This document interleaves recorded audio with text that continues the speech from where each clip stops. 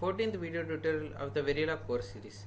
In this video, you will be getting to know how 1:8 demultiplexer will work and how to design a Verilog code for it. For a better understanding, I split the video into three parts, that is pre-coding part, coding part and the post-coding part. Now let's move on to the pre-coding part. In the pre-coding part, you will be seeing the functionality of the 1:8 demultiplexer. It will drive a single input to a 8 outputs, that is one input to 8 outputs.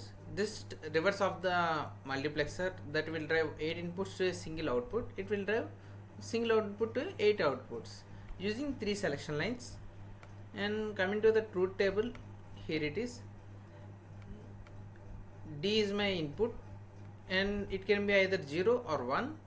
And coming to the selection lines, it is the combinedly 0 0 0 0 0 1 0 1 0. You can also say like 0 1 2 3. These values is equal to 0 1 2 3 4 5 6 7. And here the output is y. There are 7 outputs like y0 y1 y2 up to y7. If the selection line is equal to 0, then y0 will be equal to d.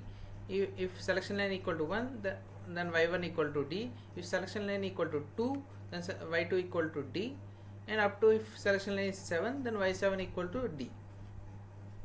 The other values are all equal to 0. And now I will be using this condition in my Verilog code for designing it using for loop. Let's go into the coding part. Here I given my module name as _128 dmux, and I given input d, single one bit input d, and 2 down to 0, that means 3 bit array, 3 bit vector s, but in the by default 2020.2 version of Xilinx tool will take it as an array, no problem. And output as reg 8 bit y. I here declare register because I am being used in the procedural block always, and y is being used in it. And here I declared integer I because I am here using for loop, so that I should need an integer I which comprises of 32 bit maximum. And now coming to the for loop, here you can see that I am incrementing I to up to 7 because I started it with 0 and incrementing up to 7, like I equal to 0, I equal to 1, I equal to up to 7. I am incrementing because I am having I0 y0 y1 up to 7 only. And if s equal to I, here what is s? S is the selection line. S is a single selection line. Like here you can see I am given s0 s1 s2, but here in the code you can see s of 0 s of 1 s of 2, like that. S is single bit. If s equal to I means if s equal to 0 or 1 or 2 or up to 7, then y of that 1 means y of 0. If s equal to 0, y of 0 equal to d. If s equal to 1, y of 1 equal to d. If s equal to 2, y of 2 equal to d. Like this condition will flow. Else means in all the other values will be equal to 0, 1 bit 0.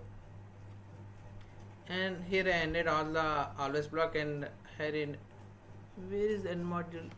I think I didn't write here end module. Printed my end module. For my mistake, it been cropped by copy pasting from tool to here, no problem. Now let's move to the post coding part. Here I shown end module, but in the presentation I forgot to paste it there. Here is my 1:8 demultiplexer code, and here I pre-simulated it. Now I will be giving the values to it. Z I will give it as 0,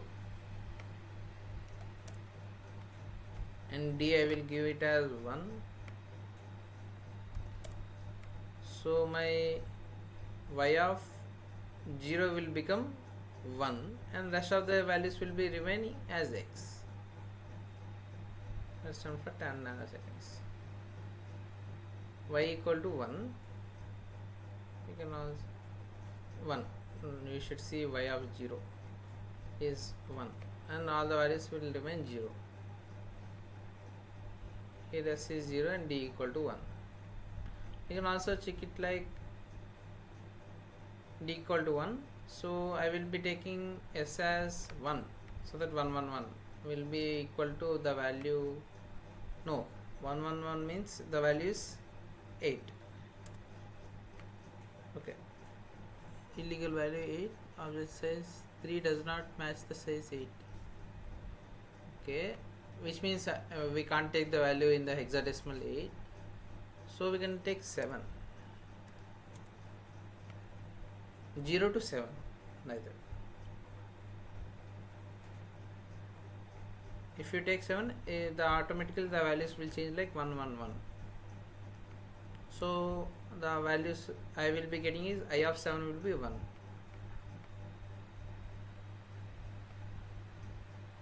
Here I got it 1, and this value is turned into 0, y of 0. Now let's go to the schematic part. It is bit complex. Here you can see the, I think 1 2 3 4 5 6 7 8 2:1 multiplexers, which is driving all the input, this D input to 8 outputs, like here y 7 down to 0 is individually, like y of 0, y of 1, y of 2 up to y of 7, totally 8 multiplexers. And here you can see the schematic.